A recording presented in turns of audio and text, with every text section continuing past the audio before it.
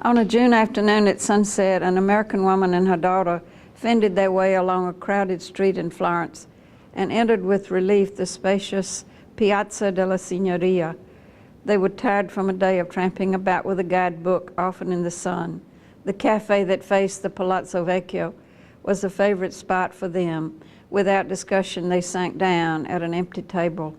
The Florentines seemed to favor other gathering places at this hour.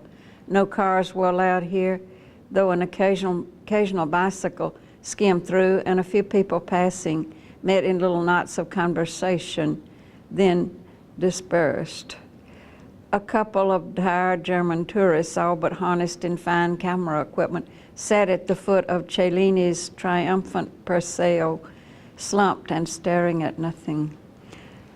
Margaret Johnson, lighting a cigarette, relaxed over her aperitif and regarded the scene that she preferred before any other anywhere.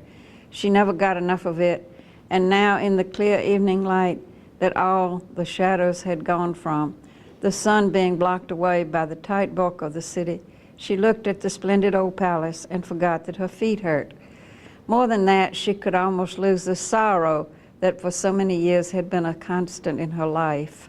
About the crenellated tower where the bells hung, a few swallows darted.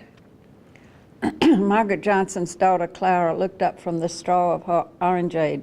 She too seemed quieted from the fretful mood to which the long day had reduced her. "What happened here, Mother?" "Well, the statue over there, the tall white boy, is by Michelangelo. You remember him. Then, though it isn't a very happy thought, there was a man burned to death right over there, a monk." Any story attracted her. Why was he burned?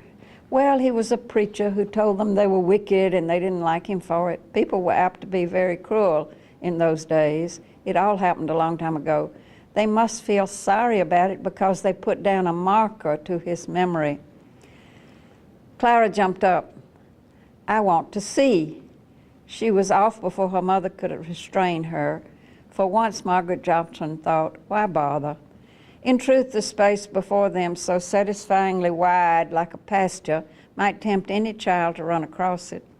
To Margaret Johnson, through long habit, it came naturally now to think like a child.